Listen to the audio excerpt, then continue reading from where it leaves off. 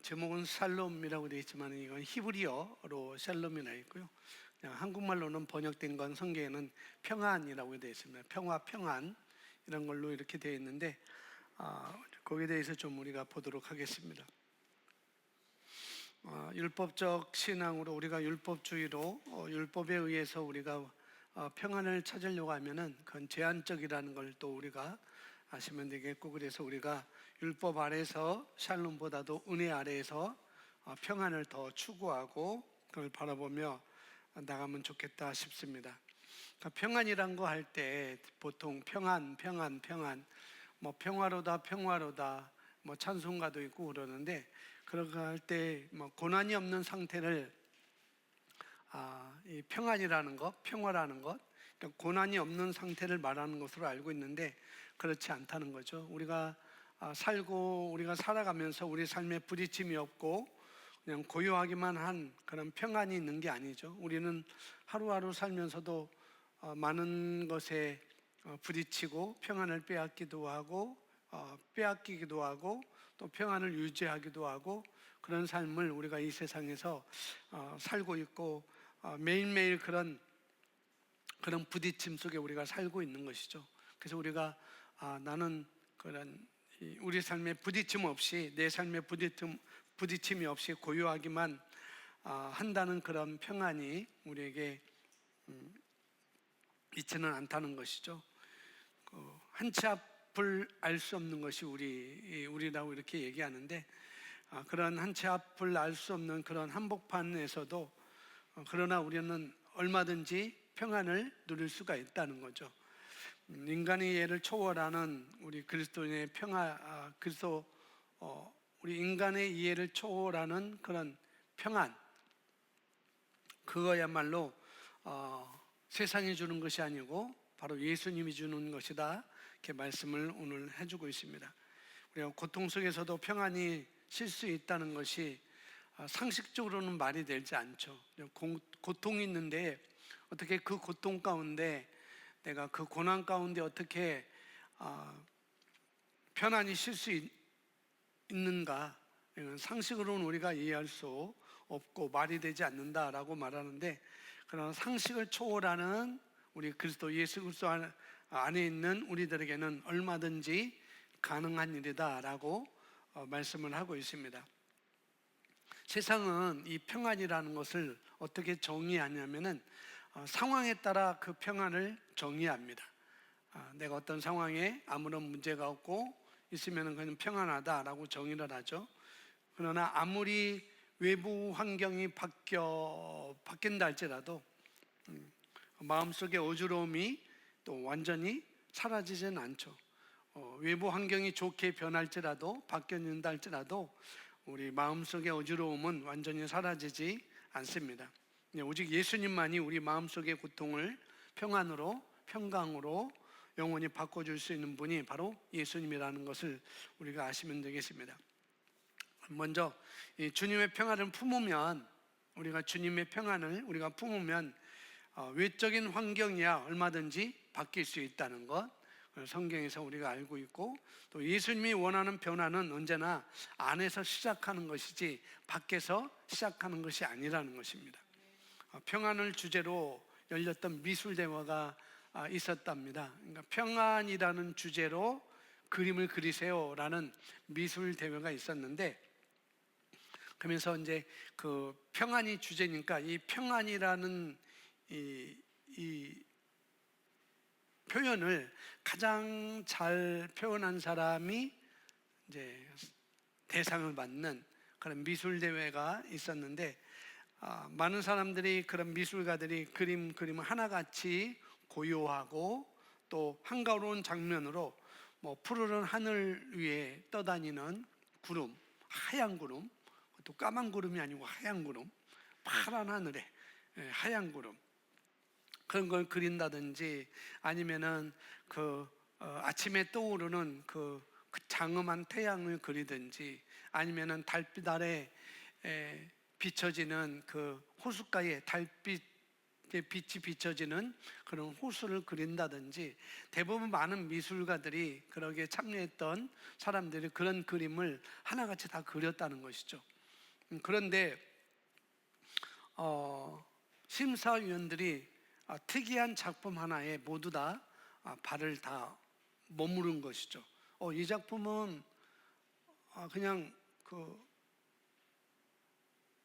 시골 항복판에, 시골 논밭이나 한복판에 그런 뭐 청보리에 이렇게 아주 그런 밭에 거닐고 있는 그런 남자의 모습을 그린다든지, 또 지나가니까 뭐 태양이 이렇게 떠오르는 그런 그림이 있는 화폭도 있고, 그런데 심사위원들이 모두 다 하나하나 이렇게 쳐다보면서 결국 멈춘 자리는 어떤 자리냐면, 그런 아주 고요하고 잔잔한 호숫가에 있는 그런 평안을 표현한 그런 그림이 아니라, 아주 절벽 아래 울퉁불퉁한 그런 바위들이 있고, 그 바위에 솟아오르는 파도가 있고, 또 이 사람은 그런 색감을 아주 어두운 색감으로 이렇게 칠해서 정말 이게 정말 평안이라고 할 수 있는가, 왜 이 사람은 이렇게 밝은 색을 선택하지 않고 이렇게 어두침침한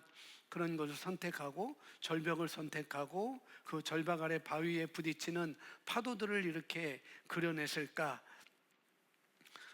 그리고 하늘에는 뭐 바다만 그런 게, 땅만 그런 게 아니라 하늘에는 검은 구름 속에 지그재그로 펼쳐지는 번개를 또 그리기도 하고, 그 자체로 보면은 평안이라는 표현이 전혀 주제에 맞지 않게 그려진 건데, 근데 이 심사위원들이 자세히 보게 된 것은 그 절벽 아래 나무 한 그루가 있고, 그 한 그루 그 뒤에 뿌리에 이렇게 얹어 있는 그 독수리의 그 둥지를 보게 된 것이죠. 그리고 그 독수리 둥지에 그 밑에서는 성난 파도가 일고 있고, 하늘에서는 번개가 치는 그런 주변 환경, 그렇지만은 이 나무 한 그루 뒤에 뭐냐면은 독수리 둥지가 있고, 그런 그 둥지 아래 엄마 독수리가 아기 독수리를 자기 날개로 품고 있는 그 그림을 보면서 심사위원들은 이번 대회 우승은 이 사람 그림이다 라고 선택을 했다는 거죠. 물론 다른 사람들이 평안이라는 주제로 그림을 많이 그렸지만은, 그래도 이 사람이 가장 엄마 독수리가 아기를 품고 있는, 그리고 그 아기 독수리는 아주 편안하게 주변 환경과 관계없이 아주 편안하게 잠자고 있는 그 모습을 보면서 이게 평안이지 않는가라고 해서 심사위원들이 상을 줬다는 그런 책 속의 내용이 있어서 잠깐 말씀을 드립니다. 어처구니 없는 결정인 것 같지만, 그러나 그 엄마 독수리의 그런 날개 아래에 있는 그런 아기 독수리의 평온함을 보면서 이게 대상이다라고 하고 있었던 것이죠.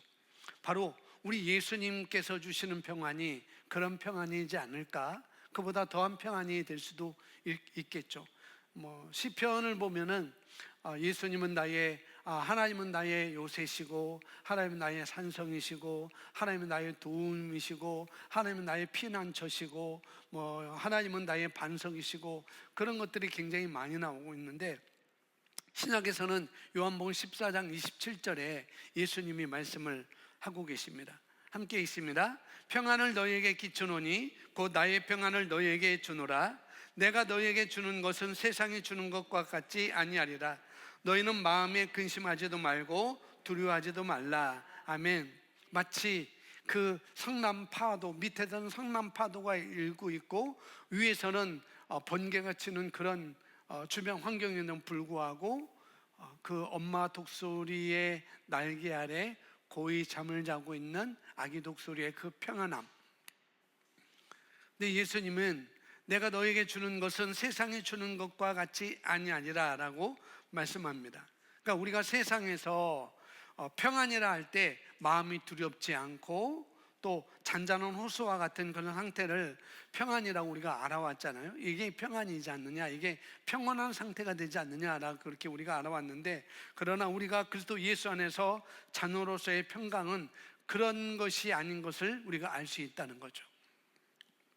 우리가 아무리 노력한다 할지라도 그리스도 예수 아니가 아닌, 우리 예수님이 아닌, 우리 그리스도가 아닌 다른 곳에서는 우리가 평강을 찾을 수가 없게 되는 것입니다. 물론 예수 그리스도 밖에서도 잠시 평안은 있을 수 있어요. 그러나 그 평안은 영원한 평안이 아니라 제한적이라는 것이죠. 그러니까 율법적 신앙으로가 갈 때 그 우리 샬롬이라는 것은 상당히 제한적이라는 것. 그러나 우리가 하나님의 이 복음 은혜 아래, 우리가 거저받은 그 은혜 아래서 우리가 거할 때 그 평온은 제한적이지 않고 영원히 지속되는 평안이라는 것이죠. 그래서 예수님께서 그렇게 말씀하는 거예요. 내가 너희에게 평안을 끼친다. 그리고 그러면서 나에게 평안을 너희에게 주노라. 내가 너희에게 주는 것은 세상이 주는 것과 같지 아니하리라. 세상이 그냥 평온하고 안전한 상태, 그런 정도가 아니라 그 이상이라고 예수님은 말씀을 하고 있습니다.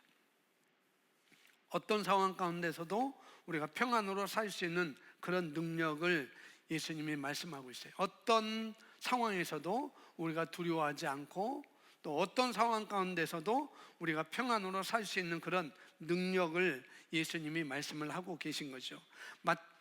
마가복음 4장에 보면은 여러 가지 예수님이 사역을 우리가 볼 수 있는데, 거의 마지막 부분에 예수님께서 이제 그 사역하던 그 장소를 떠나고자 이제 우리가 건너편으로 가서 제자들에게 우리가 건너편으로 가자 안 하고서 배를 빌려가지고 이 갈릴리 호수를 지나가는 그런 과정에 있어요. 그런데 그 갈릴리 호수를 지나가는 그 과정에 그만 광풍이 불어가지고 이 파도가 일어나가지고, 이 호수인데 파도가 일어나가지고 이 배에 부딪히게 되자, 그냥 우리가 뭐 방파제 그런 데 가면 파도가 와서 부딪히면 물이 이렇게 튀겨서 올라오잖아요.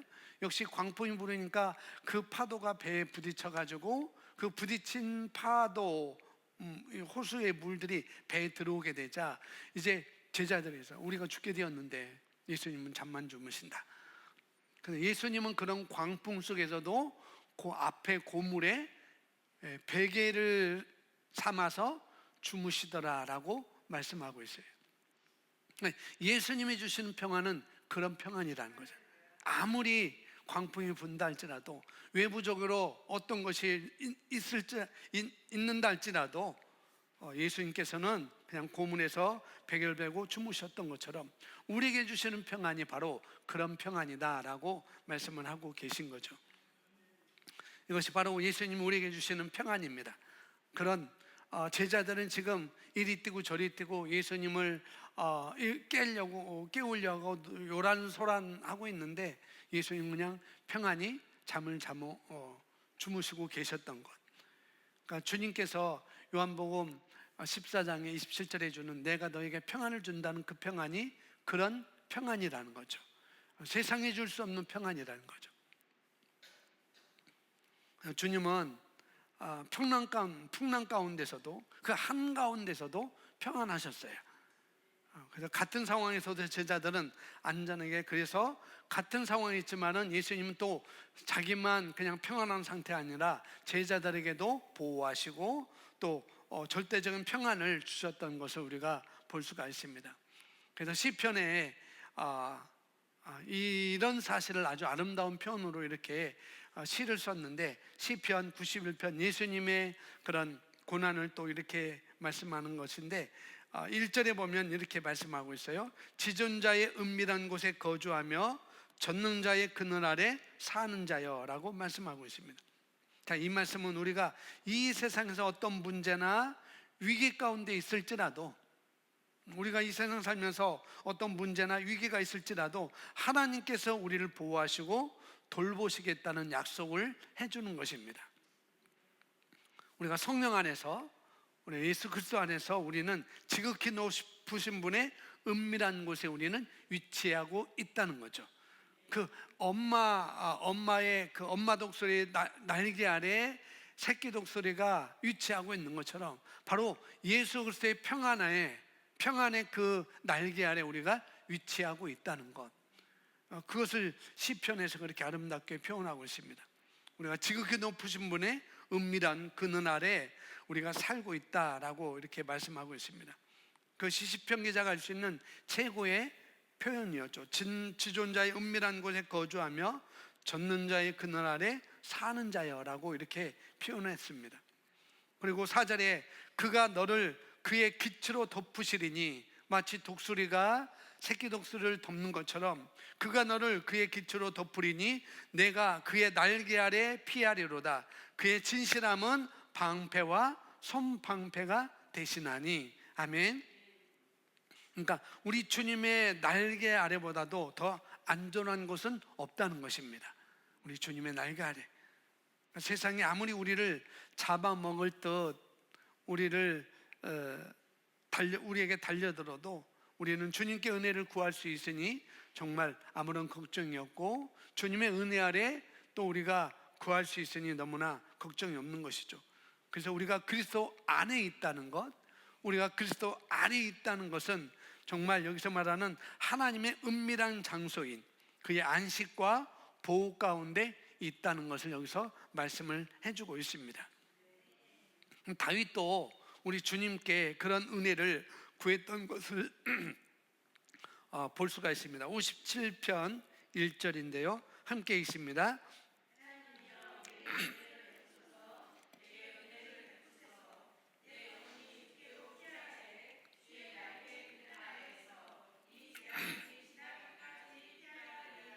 예, 다윗이 지금 고백하고 있는데, 하나님이여 내게 은혜를 베푸소서, 내게 은혜를 베푸소서.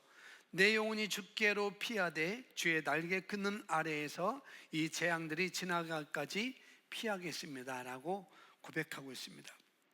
지금 다윗은 지금 자기가 당하고 있는 고난의 문제 가운데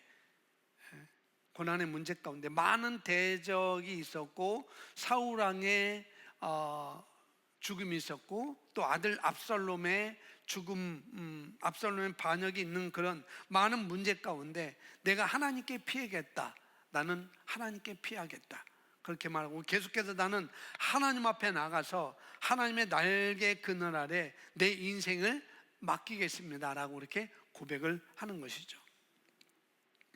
그러니까 세상에 아무리 요동을 쳐도 다윗은 지금 여러 대적들이 자기에게 다가오고 이루 말할 수 없는 그런 고난 가운데 있지만은 지금 나는 주님의 날개 아래 그날에 내 인생을 맡기겠습니다 라고 고백하는 것. 우리 또한 세상에 아무리 요동을 친다 할지라도 우리는 주님께로 피할 수 있으니 얼마나 우리는 감사한지, 다윗처럼 우리가 이런 고백을 할 수 있는 것이죠. 하나님은 또 우리가 잘 알고 있는 이사야서 54장에 우리를 공격하기 위해 만들어진 무기가 모두 무용지물이다 라고 이렇게 말씀을 하고 있습니다. 54장 17절에 이렇게 말씀하고 있는데, 너를 치려고 제조된 모든 연장이 쓸모가 없을 것이라. 일어나 너를 대적하여 송사하는 모든 여는 내게 정죄를 당하리니 이는 여호와의 종들의 기업이요 이는 그들이 내게서 얻은 공이니라. 여호와의 말씀이니라. 여기서 말씀에서 말하는 것처럼 하나님은 그 어떤 무기도 우리를 공격하지 않을 것이라 라고 말씀하지 않으셨다는 거예요. 그런 공격이 있다는 거죠. 그런 공격, 하나님 그 어떤 무기가 공격해도, 하나님 그 어떤 상황이 우리를 공격한다 할지라도 우리가 머리카락 하나 다치지 않을 것이라고 그렇게 말씀을 하고 있는 거라는 거죠. 그런 것이 있지만 너희는 다치지 않을 거야. 왜? 나의 날개 아래에 있기 때문에, 너희가 나의 은혜 아래에 있기 때문에, 나의 사랑 아래에 있기 때문에 너는 다치지 않을 거다라고 이렇게 말씀을 하고 있는 것이죠. 그래서 우리가 이 땅에서 그냥 적이 없이 산다면 사실 싸움은 필요 없는 거잖아요. 그죠? 싸울 필요도 없고, 그런데 특히 말세에는 온갖 무기가 우리를 공격을 하고 있습니다. 이 말세가 주님 오실 날이 다가올수록 온갖 무기들이 우리를 공격을 하고 있는 거죠. 다시 기승을 부리고 있는 코로나 바이러스, 이런 것을 비롯해서 우리가 모르는 치명적인 바이러스도 또 우리에게 오는 것이고, 질병만 해도 수만 가지잖아요. 알 수 없는 질병, 여러 가지 수만 가지 있는데 위쪽으로는 이런 거, 질병 쪽으로는 바이러스, 여러 가지 질병 수만 가지 있고, 또 우리가 우리 어른들에게는 TV나 어린 아기를 비롯해서 학생, 청소년들, 어른에게까지 스마트폰을 열면은 거기에서는 수많은 정보가 나타나죠. 사회 불안, 그 다음에 폭행, 그 다음에 자살이라는 것, 유명한 연예인이 자살했다는 것, 누가 죽었다는 것, 누가 음주 운전해서 이렇게 됐다는 것, 또 여러 가지 음란물 소식이 많이 쏟아지는 그런 시대 속에서 우리가 노출되어 살고 있습니다. 그래서 많은 사람들이 눈을 뜨자마자 하는 일이 스마트폰을 열어보는 일을, 세상 정보를 듣는 것입니다. 그리고 잠자리에 들기 전에도 세상 정보를 듣고, TV나 이런 내가 투자한 주식이 얼마나 올랐나, 주식의 정보나 그런 또 나쁜 뉴스를 시청을 하기도 합니다. 물론 우리가 TV나 뉴스를 보지 말라는 말이 아니라는 거죠.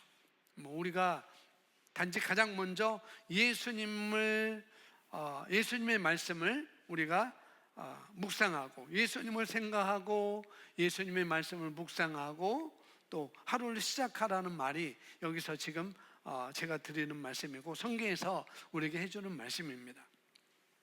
예수님은 임재를 우리가 연습하는 거죠. 하루를 시작할 때 그분께 감사하며 하루를 그분께 드리고, 그분의 은혜와 인도하심을 기뻐하며 기대하며 새로운 날을 문을 여는 것입니다. 어떤 세상의 어떤 정보를 내가 먼저 하는 것이 아니라, 저도 그게 뭐죠? 뭔가 그 앱이 있는데, 그걸 출석을 누르면은 기상 완료를 하면은, 누르면 기상 완료가 안 되고 어떤 정보를 봐야 그게 완료가 돼요. 그래서 그걸 하면은 돈이 쌓여져요. 돈이 아주 적은 돈이 쌓여지는데, 그런 것들을 우리가 정보를 또 먼저 눌러보기도 하고, 근데 그런 것에 먼저 우리가 하기보다도 예수님을 먼저 생각하는 것, 말씀을 묵상하는 것. 그러니까 우리 주변에는 지금 수많은 정보들이 우리에 가까이 들어오게 된다는 거죠. 근데 그런 정보들이 있지만은, 그런 정보를 우리가 알아야 되지만은, 그러나 가장 먼저 하루를 시작하기 전에 우리는 하나님의 말씀을 묵상하고 예수님을 생각하는 시작으로 우리가 한다면은, 그 하루가 우리가 평안한 삶 가운데 우리가 살 수 있는 하나의 방법이 될 수 있는 것이고, 예수님의 임재를 우리가 연습하는 시간이 될 수 있다는 거죠. 우리가 예수님에 관한 책을 읽고 있다고 한다면은, 그것 또한 우리가 예수님의 임재를 연습하는 것입니다. 우리가 하나님의 말씀을 우리가 읽고 있다면 그게 바로 하나님의 임재를 연습하는 것이고, 또 우리가 하나님의 말씀을 읽으면서 그 하나님의 말씀이 나에게 내마로 왔다고 한다면은 그 임재를 내가 인식을 하고 있는 거라는 것이죠. 그러니까 수만 가지로 우리가 하나님의 임재, 하나님의 임재, 하나님의 나타나심 많은데 너무 추상적이잖아요. 그런데 우리가 말씀을 읽을 때 바로 하나님의 임재를 연습하는 것이고, 예수님을 생각할 때 예수님의 임재를 생각하는 것이고, 연습하는 것이고, 여러 가지가 있을 수 있습니다. 그래서 예수님의 임재를 연습하고 그분께 감사하며 하루를 그분께 드리고, 또 그분의 은혜와 인도하심을 기대하며 새로운 날의 문을 우리는 열어야 한다는 것입니다. 그래서 예수님에 관해 자주 생각할 수 있도록, 예수님에 관해서 내가 자주 생각할수록 전에 없던 평강과 기쁨이 우리에게 찾아오게 됩니다. 다시 말하지만 우리가 요셉의 이야기를 자주 요 근래에 하고 있는데, 요셉이 형통한 것은 주님이 그와 함께 계셨기 때문이라는 거죠. 하나님의 임재가 함께 있었기 때문에 그랬다는 거죠. 우리가 최신 교육 정책, 또 최신 여러 가지 건강법, 최신 사건 사고, 최신 부동산 동향에 관해 줄줄이 우리가 깨고 있다 할지라도 거기에 대해서 우리가 형통할 수는 없어요. 깨고 있다 할지라도 주님의 임재에 우리가 이목을 집중할 때 진정한 형통이 찾아옵니다. 그래서 짬짬이 예수님의 임재 속으로 우리가 들어가야 되는 거죠. 말씀을 묵상하면서 찬양하면서, 말씀을 읽지 못한다면 우리가 찬양하면서 임재 속으로 들어갈 수 있는 그런 시간으로 우리가 하루를, 또 시작도 예수님과 함께하고 마무리도 그분과 함께 하는 것입니다. 그리고 우리는 주야로 그분을 묵상한다라고 이렇게 말씀을 드릴 수가 있는 것이죠. 그래서 시편 127편 2절에 이렇게 말씀을 하고 있는데요, 우리 이 말씀을 함께 우리 읽겠습니다. 너희가 시작. 너희가 일찍 일어나고 늦게 누우며 수고의 떡을 먹음이 헛되도다. 그러므로 여호와께서 그의 사랑하는 자에게 잠을 주시는도다. 아멘. 아침 일찍 일어나고 일이 많아서 밤에 늦게 들어와서 늦게 자고, 그러면서 그 수고한 것에 대해서 먹고 마시는 일, 이 모든 것이 하나님이 함께하지 않으면은 이것은 헛된 것이다 라고 이렇게 말씀을 하고 있습니다. 또 세상의 떡은 수고의 떡이지만 예수님은 생명의 떡이라고 말씀하고 계시잖아요. 그래서 예수님으로 살아가면 몸과 마음이 날마다 새로운 힘을 얻지만, 세상의 수고의 떡으로 살아가면 스트레스와 근심과 걱정과 염려와 그런 마음이 피폐해질 뿐이라는 거죠. 이런 것으로 세상의 수고.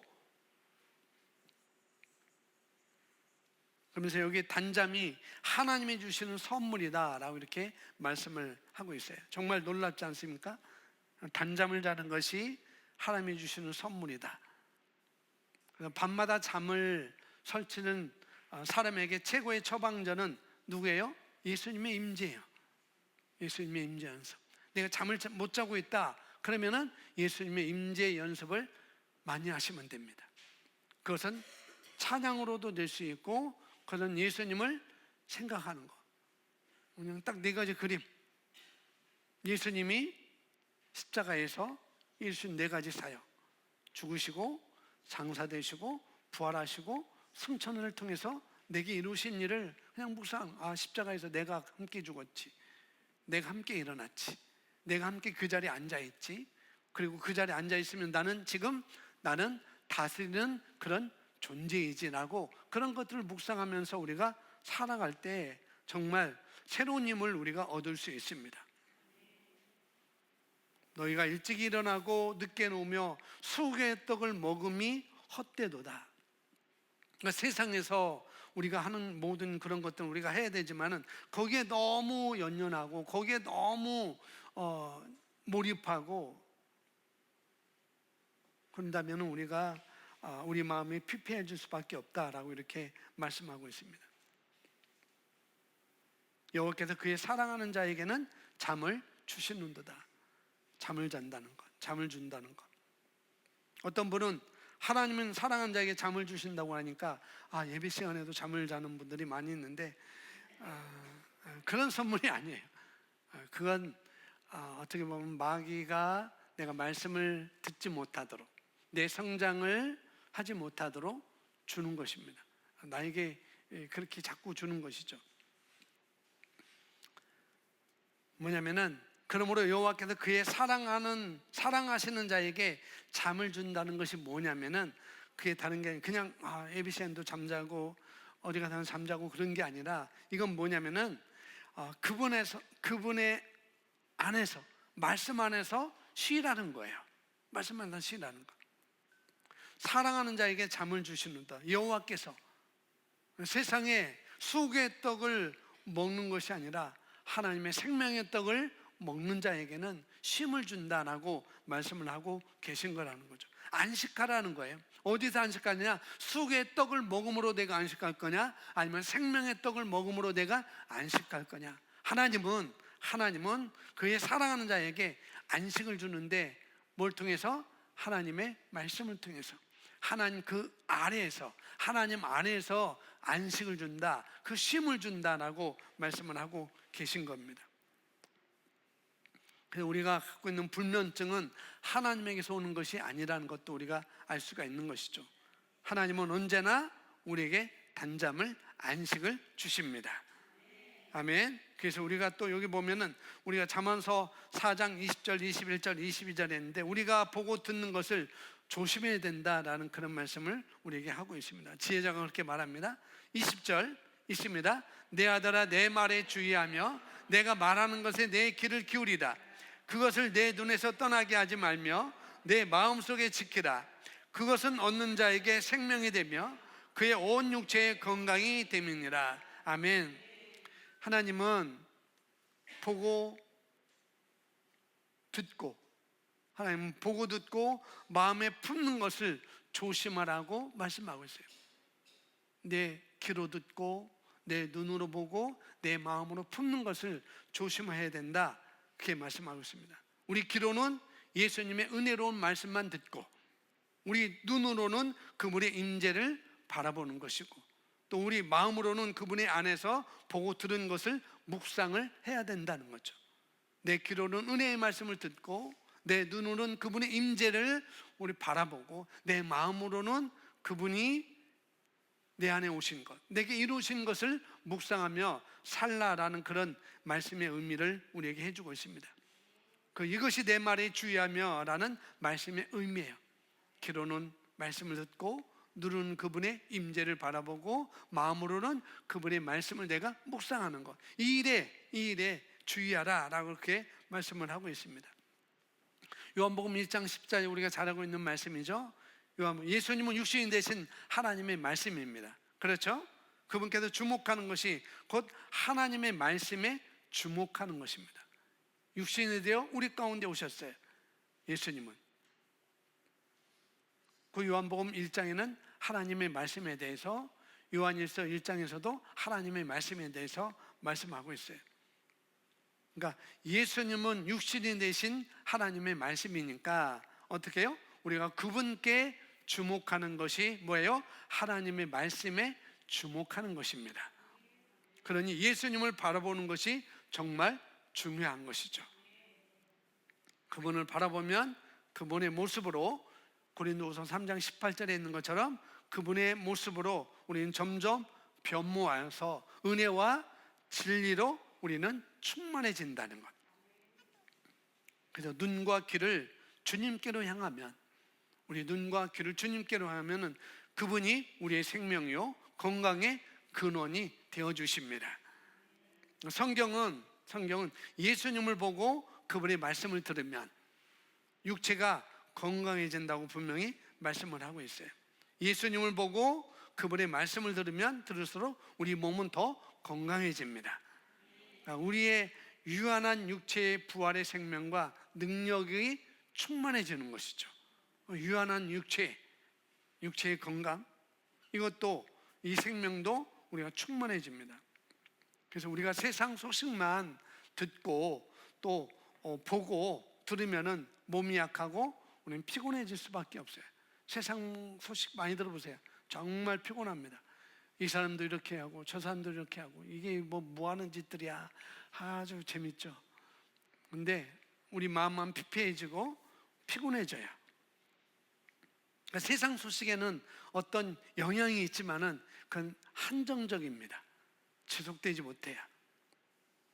세상 소식을 우리가 알아야 되겠지만은 아무런 영향도 때로는 없는 것을 또 우리가 깨달아야 됩니다. 물론 우리가 세상 돌아가는 상황을 우리가 좀 알아야 되고, 너무 어두운 것도 좀 그것도 안 되죠. 세상 돌아가는 소식도 우리가 알아야 되고, 세계 경제의 동향 또 뭐 여러 가지 정치권의 움직임에도 우리가 관심을 기울일 필요가 있어요. 분명히. 또 그런 정보가 우리가 사회생활할 때 또 유익도 하고 필요도 합니다. 그런 일들이. 근데 나는 자연인이다 라고 산속에 들어가서 몇십 년 생활하는 그런 사람, 눈과 귀를 닫고 세상은 담을 쌓고 살아가는 사람들인데 그렇게 살라는 말이 아니에요.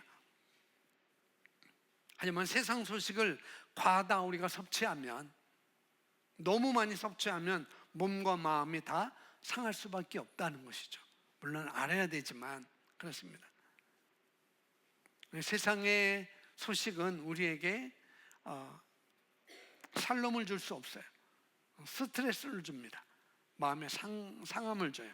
그런데 예수님의 평안은 우리에게 어떻게 해요? 평안을 주고 충만함을 줍니다. 은혜와 진리의 충만함을 살도록 그렇게 해주는 것이죠.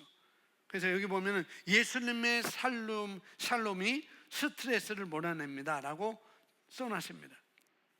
지금 내 마음이 괴로운가? 내 마음이 왜 괴롭지? 지금 내 마음이 괴로워. 자신의 마음 상태를 확인해 보면, 그러면은 자신의 관심이 어디에 쏠려 있는지 확인할 수 있어요. 내가 왜 괴로운지, 내가 왜 평안한지, 어디에 내 마음이, 내 관심이 쏠려 있는지 그것을 확인하면은, 내 마음의 상태를 확인하면은 내가 어디에 쏠려 있는지를 또 확인할 수 있습니다.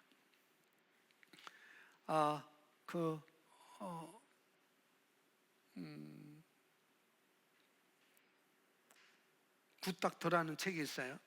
그것도 의학 정보인데, 굿닥터라는 책이 있는데 그 책에서 그렇게 나와 있어요. 현대 세상의 넘버원 킬러는 뭐다? 스트레스. 굿닥터 책이 나와 있어요. 이번 갱년기 리셋을 읽어보라 했는데 사서 꼭 읽어보세요. 사신 분, 그걸 꼭 읽어야 돼요.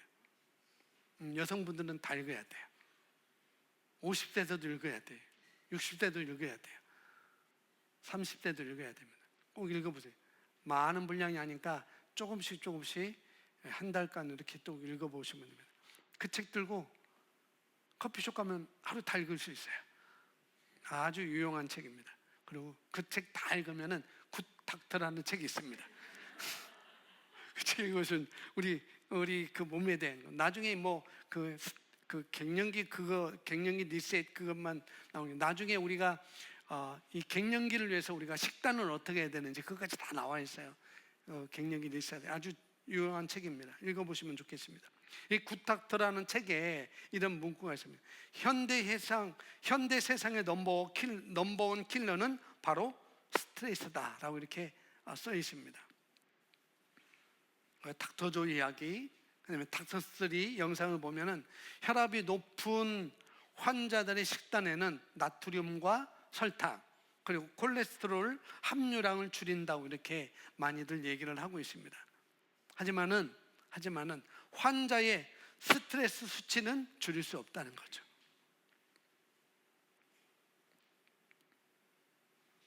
의사분들이 얘기하는 거예요. 나트륨도 줄일 수 있고 설탕도 줄일 수 있고 콜레스테롤도 줄일 수 있지만은, 그러나 그 환자의 스트레스 수치까지 우리가 통제할 수 없다라고 이렇게 의사들이 얘기를 합니다. 개인적으로 신경성이라고 하잖아요. 다 무조건 신경성 관절염, 신경성 위장병, 신경성 두통, 신경성 치통, 신경성 다 그러잖아요. 신경성, 이게 어떻게 보면 스트레스로 이렇게 되는 것이죠. 그러니까 스트레스가, 그래서 개인적으로 오늘 만병의 근원이 뭐냐면은 스트레스라고 이렇게 볼 수가 있어요. 그래서 이 스트레스는 곧바로 몸의 불균형으로 이루어져요. 이 스트레스가. 스트레스가 심하면 위장병과 심지어 조루증까지 나타난다고 이렇게 얘기를 합니다. 근데 요한복음 14장 27절에 평안을 너희에게 주노니 곧 나의 평안을 너희에게 주노라. 내가 너희에게 주는 것은 세상이 주는 것과 같지 아니하리라. 너희는 마음에 근심하지도 말고 두려워하지도 말라. 세상이 주는 것은 우리에게 스트레스를 주고 신경 과민을 주지만, 그러나 예수님 우리에게 주는 것은 그런 스트레스가 아니라는 거죠. 도리어 예수님의 평안은, 예수님의 샬롬은 바로 그 스트레스를 없애주는 것이라는 거죠. 예수님은 실제로 평안이라는 단어를 사용하지 않았어요. 평안이라는 것. 물론 오늘 우리가 한글로 번역할 때 평안으로 되어 있지만, 예수님은 그 당시 예수님은 어떤 언어를 썼냐면 아람어와 히브리어를 썼어요. 헬라어도 아니었어요. 아람어와 히브리어를 썼습니다. 그러니까 예수님이 아람어와 히브리어를 썼기 때문에 이 샬롬이라는 것, 그래서 예수님은 평안이라고 하고 샬롬이라고 했던 거죠. 샬롬. 그래서 샬롬을 너에게 끼쳐노니 곧 나의 샬롬은 너에게 주노라. 내가 너에게 주는 것은 세상에 주는 것 같지 아니하리라라고 샬롬을 말하고 있습니다. 히브리어 샬롬은, 그러니까 헬라어로는 이 평안은 에이레네예요. 에이레네. 첫 번째 그 에이레네 뜻이 뭐냐면은 전쟁에서 평화, 그 다음에 개인적인 평화, 이렇게 쭉 나오고 있는데, 여기 히브리어 샬롬은 매우 많은 의미를 함축하고 있습니다. 그러니까 영어로 피스인데, 이 피스는 그 샬롬의 의미를 전부 담아낼 수 없다는 거예요. 그러니까 평안이라는 한국말도 전부 담아낼 수 없는데, 그래서 성경을 영어로 번역한 학자들은 이 샬롬은 피스, 평안으로밖에 번역할 수 없었던 것이죠. 하지만 샬롬에는 평안 외에도 많은 뜻이 담겨져 있어요. 오늘 거기다 써놓으려는데 제가 깜빡 잊어버렸어요. 성경 사전에는 샬롬을 이렇게 정의를 합니다. 완전함, 안전, 몸의 건강, 그 다음에 안녕하세요 할 때 안녕, 번영, 평화, 조용함, 고요함, 만족, 인간관계의 좋은 평화, 또 특히 언약의 관계를 통한 하나님과의 평화, 그 다음에 국가적으로는 전쟁으로부터의 평화로 이렇게 정의를 하고 있습니다. 완전함, 안전, 몸의 건강, 안녕, 번영, 평화, 조용함, 고요함, 만족, 인간관계의 좋은 평화, 특히 언약관계를 통한 하나님과의 평화, 이런 이 샬롬을 이렇게 많이 정의를 하고 있습니다. 근데 이것이 우리에게 주신 샬롬이라는 거죠. 이것이, 그러니까 내가 너에게 샬롬을 끼친다라고 할 때 이런 것을 우리에게 끼쳤다는 거예요. 이런 걸 우리에게 주셨다는 거예요. 그분의 완전함, 그분의 안전, 그분의 건강, 그분의 안녕, 그분의 번영, 그분의 평화, 그분의 조용함, 그분의 만족, 이 모든 것이 그리스도 안에서 우리가 물려받은 유산이라는 거예요. 그래서 내가 너에게 샬롬을 주노니 라고 할 때 이런 것들이 다 우리에게 유산으로, 기업으로 주신 것입니다. 그래서 예수님의 샬롬을 영혼, 몸, 전인격적으로 우리가 느낄 수 있다는 거죠. 근심, 걱정, 후회에서 완전히 자유로운 삶을 여러분 상상해 보세요. 근심에서 자유로운 것, 걱정에서 자유로운 것, 어떤 후회에서 자유로운 삶을 상상해 보십시오. 건강과 활력이 넘치는 그런 자신의 모습을 상상해 보세요. 예수님은 저와 여러분을 형통으로 이끌기 위해서 샬롬을 주셨습니다. 우리가 두려움에 찌든 상태로는 우리가 자신의 이 가정에서, 또 직장에서, 사회에서 이 형통하기 힘들어요. 이 두려움에 찌들면은. 그러니까 예수님은 우리를 두려움에서 해방시키기 위해서 역사를 이미 시작하셨죠. 그래서 우리가 실패에 대한 두려움, 또 건강을 잃을까 봐 오는 두려움, 사람들의 수군거림에 대한 두려움, 나 혼자라는 두려움, 그런 여러 가지 우리 각자 어떤 있는 두려움이 있을 거예요. 저도 요즘 운동을 하고 있는데 어쨌거나 이상해요. 그래서 배도 아프기도 하고 쿡쿡 찔리기도 하고 근육도 아프기도 하고, 그래서 어느 순간 아버지가 환갑 전에 돌아가셨지, 내가 60인데 어떡하지? 그런 생각이 드는 거죠. 그러니까 질병, 이 건강에 대한 두려움, 순간순간 이거 계속 갖고 있는 게 아니라 어떤 순간순간 이런 두려움이 우리에게 올 수 있다는 거죠. 실패에 대한 두려움, 내 건강에 대한 두려움, 또 어떤 사람이 나를 보고 수군거린다는 그 두려움, 나는 그래서 떨어지면 안 돼, 그 사람과 붙어 있어야 돼 라고 하는 그런 두려움, 여러 가지 있어요. 그런데 예수님이 이 모든 두려움의 늪에서 우리를 건져주셨습니다. 아멘. 지금 우리를 괴롭히는 모든 두려움은 다 거짓말에서 출발했다는 사실을 아셔야 돼요. 혹시 하나님의 나 같은 사람은 치유 안 해주신다는 거짓말에 속고 있지 않으신지, 하나님이 나를 멀리 하신다는 거짓말에 속고 계시지는 않는지, 그 외에 여러 가지가 있겠죠. 우리가 속고 있는 것들이 많이 있을 수 있습니다. 근데 성경은 그런 사람들을 위해서 이렇게 말씀을 하고 있습니다. 요한일서 4장 18절인데요. 함께 읽습니다. 사랑 안에 시작.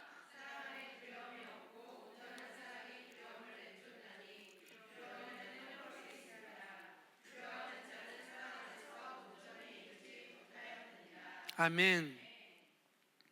하나님은 우리의 노력이 아니라, 하나님 우리의 어떤 자격을 갖추는 것이 아니라, 우리의 성과가 아니라 예수님이 우리를 위해 해주신 일로 인해 우리를 완벽히 사랑하셔야.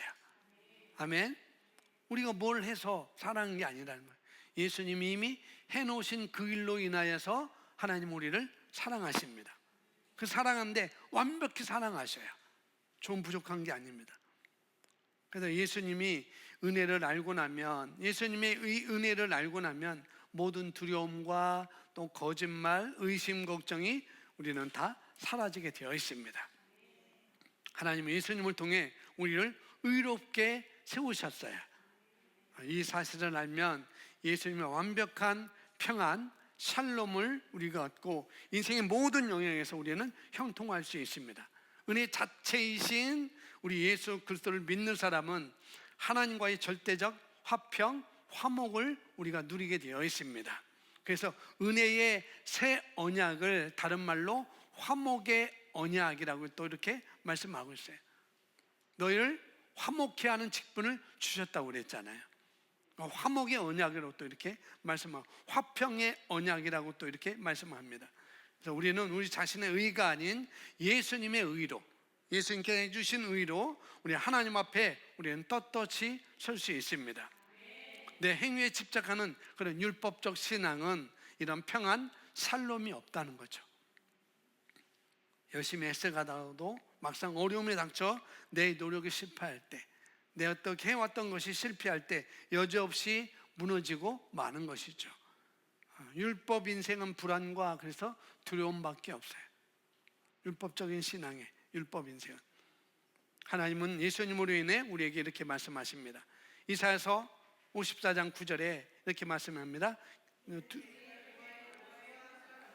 내가 다시는 노아의 홍수로 땅 위에 범람하지 못하게 하리라. 맹세한 것 같이 내가 내게 노하지 아니하며 너를 책망하지 아니하기로 맹세하였나니, 산들이 떠나며 언덕들은 옮겨질지라도 나의 자비는 내게서 떠나지 아니하며 나의 화평의 언약은 흔들리지 아니하리라. 너를 긍휼히 여기시는 여호와께서 말씀하셨느니라. 아멘. 산들이 떠나고 언덕들은 옮겨질지라도 나의 자비는 내게서 떠나지 아니하며 나의 화평의 언약은 흔들리지 않는다라고 말씀하고 있습니다. 새 언약, 이 화평의 언약을 하나님이 예수님을 통해서 친히 세우셨습니다. 하나님이 우리와 함께 계십니다. 그러니까 예수님의 샬롬이 우리 안에 있어 우리는 형통으로 우리를 이끈다는 거죠. 하늘의 모든 자원이 바로 우리 것입니다. 지금 거센 풍랑의 한복판에 서 계시다 한다면, 어떤 풍랑일지라도 그 한복판에 내가 서 있다고 한다면 이 말씀을 여러분 읽으시면 되겠습니다. 빌립보서 4장 7절인데 모든 지각에 뛰어난 하나님의 평강이 그래서 예수 안에서 너희 마음과 생각을 지키시리라. 그 하나님의 평강, 화목의 언약. 산들이 떠나고 언덕들이 옮겨질지라도 내가 노아의 홍수와 같도다. 이는 내게 노아의 홍수와 같도다. 내가 다시는 노아의 홍수로 땅 위에 범람하지 못하게 하리라. 맹세한 것 같이 내가 내게 노하지 아니하며 너를 책망하지 아니하기로 맹세하였느니, 산들이 떠나고 언덕들을 옮겨질지라도 나의 자비는 내게서 떠나지 아니하며 나의 화평의 언약은 흔들리지 아니하리라. 모든 지각에 대한 이 하나님의 평강이 그리스도 예수 안에서 너희 마음과 생각을 지키시리라. 우리에게 주는 평안, 이제 이 평강, 이 샬롬, 이 평안 속으로 들어가 편하시기를, 편히쉬기를, 안식하기를 예수님의 이름으로 축복합니다. 아멘. 그래서 우리가 율법적 신앙은 살롬이 제한적이라는 것. 그러니까 예수님이 이루신 일을 우리가 들어가서 아주 영원히 그때그때마다 안식을 누리기를 바랍니다.